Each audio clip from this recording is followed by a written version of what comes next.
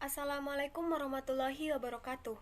Perkenalkan, nama saya Adisti Pratiwi dengan NPM 20100121111280.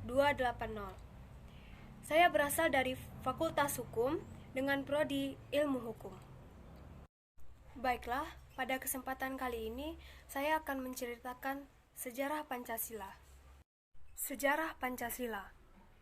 Sebagai warga negara Indonesia yang teladan, kita pasti mengetahui apa itu Pancasila. Akan lebih baik jika kita mengenalnya lebih jauh, mulai dari sejarah, proses pembuatannya, hingga hari kesaktiannya. Hal terpenting yang perlu kita ketahui, bahwa rumusan awal Pancasila berbeda dengan saat ini. Empu Tantular menulis kitab Sutasoma dengan bahasa Sanskerta, yang terdapat kata Pancasila dalam kitab tersebut. Menurut sejarah, kitab Sutasoma ditulis pada zaman Kerajaan Majapahit sekitar tahun 14 Masehi. Para peneliti sejarah tidak menemukan dokumen lain yang membuat nama Pancasila selain pada kitab ini. Menurut kitab Sutasoma, arti Pancasila yaitu istilah dari sebuah batu yang memiliki 5 sendi, juga sebagai kata kerja yang artinya menjalankan 5 poin kesusilaan. 5 norma kesusilaan dalam kitab Sutasoma yaitu tidak boleh melakukan kekerasan, tidak boleh mencuri, tidak boleh dengki, tidak boleh berbohong, dan tidak boleh minum miras. Istilah Pancasila dikenalkan kepada masyarakat melalui pidato-pidato besar Soekarno dan HOS Cokroaminoto. Ilham tersebut didapat Soekarno saat beliau dibuang ke Flores. Beliau banyak menulis dan merenung di bawah pohon. Namun, tidak banyak catatan sejarah yang menyatakan bahwa Soekarno adalah pencipta istilah Pancasila ini. Meski begitu, tetap saja Soekarno yang paling lantang dalam menyerukan Pancasila kepada masyarakat. Bahkan, setelah Indonesia merdeka, pada sidang PBB, Soekarno mengenalkan Pancasila ini kepada dunia. Baiklah, kita lanjut ke sejarah perumusan Pancasila. Berikut ini kronologi penyusunan Pancasila oleh BPUPKI dari awal sidang hingga menjadi ideologi negara yang dipakai saat ini. Mari kita simak uraiannya. Yang pertama, sidang 29 Mei 1945. Dalam sidang ini, Muhammad Yamin mendapat kesempatan pertama untuk berpidato dan menyampaikan 5 sila yang diusulkan, yaitu peri kebangsaan, kemanusiaan, ketuhanan, kerakyatan, dan kesejahteraan bagi rakyat. Tetapi, setelah pidato selesai, Muhammad Hatta menyusun rancangan Undang-Undang Dasar yang mencakup 5 azas, yaitu ketuhanan, kebangsaan, kemanusiaan, kerakyatan dengan permusyawaratan, dan keadilan sosial. Kita masuk ke sidang kedua. Sidang tanggal 31 Mei 1945. Setelah BPUPKI menyelenggarakan sidang pertama, 2 hari kemudian diadakan lagi sidang yang membahas perumusan Pancasila ini. Pada kedua sidang ini, Supomo menyampaikan usulannya, yaitu 5 asas negara, antara lain keseimbangan lahir batin, persatuan, musyawarah, kekeluargaan, serta keadilan rakyat. Nah, kita lanjut lagi ke sidang yang ketiga. Sidang yang ketiga yaitu diadakan pada tanggal 1 Juni 1945. Sehari setelah sidang kedua, sidang ketiga dilaksanakan dengan pidato dari Soekarno mengenai usulan azas negara, yaitu kebangsaan Indonesia, internasionalisme atau kemanusiaan, mufakat atau demokrasi, kesejahteraan sosial, dan ketuhanan yang Maha Esa. Nah, pada sidang inilah diabadikan sebagai Hari Penetapan Pancasila. Usulan dari ketiga tokoh besar masa kemerdekaan Indonesia ditampung dan dibahas lagi oleh anggota BPUPKI yang lebih kecil lagi, yaitu Panitia 9. Nah, kita lanjut ke sidang yang keempat. Sidang yang keempat yaitu Sidang Panitia 9. Tanggal 22 Juni 1945.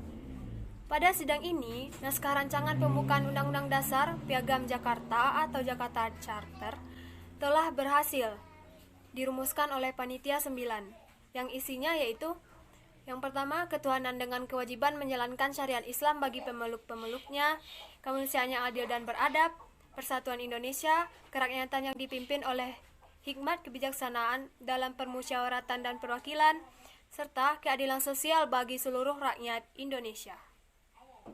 Sidang Panitia 9 ini menjadi akhir dari perumusan awal Pancasila. Kemudian Pancasila resmi dijadikan dasar negara, ditandai dengan proklamasi. Nah, kita masuk ke sidang yang kelima. Sidang tanggal 18 Agustus 1945. Pada sidang kali ini, sila pertama dari Pancasila yang sudah diproklamasikan diubah menjadi ketuhanan yang Maha Esa oleh Muhammad Hatta. Perdebatan mengenai perubahan sila pertama tak pernah berhenti hingga hari ini, padahal pendiri negara Indonesia sudah menetapkan sila tersebut. Seharusnya masyarakat sepakat akan keputusan pemerintah tersebut. Nah, kita akan lanjut ke yang keenam, yaitu Instruksi Presiden nomor 12 tahun 1968. Nah, di sini setelah Pancasila diproklamasikan 18 Agustus tahun 1945, masih banyak keberagaman pengucapan, perumusan, dan pembacaan dari isinya. Maka dari itu, Soeharto menetapkan instruksi tentang rumusan Pancasila. Nah, di sini hasil dari rumusan yang baru tidak berbeda dengan rumusan yang sebelumnya. Hanya saja pada sila pertama diganti dengan ketuhanan yang Maha Esa. Karena Soeharto menganggap keberadaan Tuhan hanya satu, dan hal itu kembali kepada kepercayaan masing-masing individu. Instruksi Presiden mengenai rumusan Pancasila ini berlaku dan dipakai oleh masyarakat Indonesia hingga saat ini. Para pejuang kemerdekaan tidak main-main dalam merumuskan dasar negara tersebut. Maka dari itu, masyarakat harus melanjutkan visi dan tujuan yang telah dirumuskan dalam rangka menghargai para pejuang.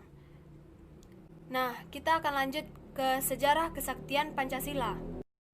Salah satu hari bersejarah dari kesaktian Pancasila ini yaitu saat peristiwa G30 SPKI, yaitu tanggal 30 September, di mana terbunuhnya beberapa perwira militer Angkatan Darat yang menjadi duka nasional. Dilaksanakan ritual pengibaran bendera merah putih yang hanya dinaikkan setengah tiang. Kemudian esok harinya, tanggal 1 Oktober, bendera dinaikkan hingga penuh. Prosesi tersebut menyimbolkan duka nasional. Ada dua perwira yang gugur di Yogyakarta, yaitu Sugiono dan Katamso. Kemudian diadakannya prosesi pengibaran bendera yang dinaikkan penuh. Hal itu menandakan kesaktian Pancasila atas kemenangan melawan ideologi komunis. Ritual pengibaran bendera setiap tanggal 30 September dan 1 Oktober menjadi prosesi yang wajib dilakukan sebagai hari peringatan nasional. Nah, namun setelah masa Orde Baru berhenti saat Reformasi 98 atau Soeharto Lengser. Ritual pengibaran ini sudah sangat jarang dilakukan lagi. Proses pembuatan atau perumusan Pancasila memang sangat panjang, melalui beberapa sidang dan kontroversi dari berbagai kalangan. Nah, hingga akhirnya menjadi dasar negara yang disepakati bersama, meskipun masih ada saja masyarakat yang menolak. Namun kesaktian dari Pancasila ini mampu menumbuhkan nasionalisme. Nah, teman-teman, begitulah kira-kira sejarah dari Pancasila tersebut, yang mana para pejuang kita sangat berjuang dalam peristiwa tersebut.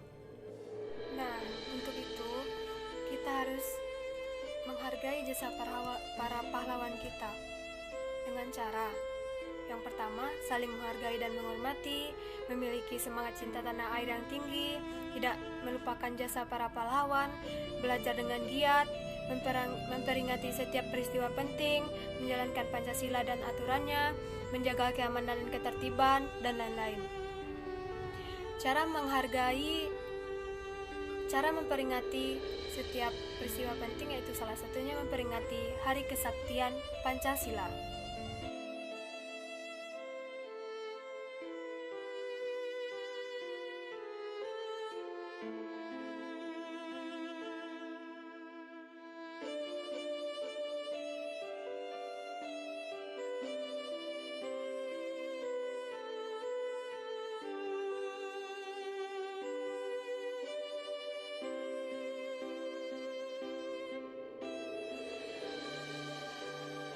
Nah, itulah sejarah dari Pancasila yang dapat kita ketahui, yang dapat kita pelajari bersama-sama.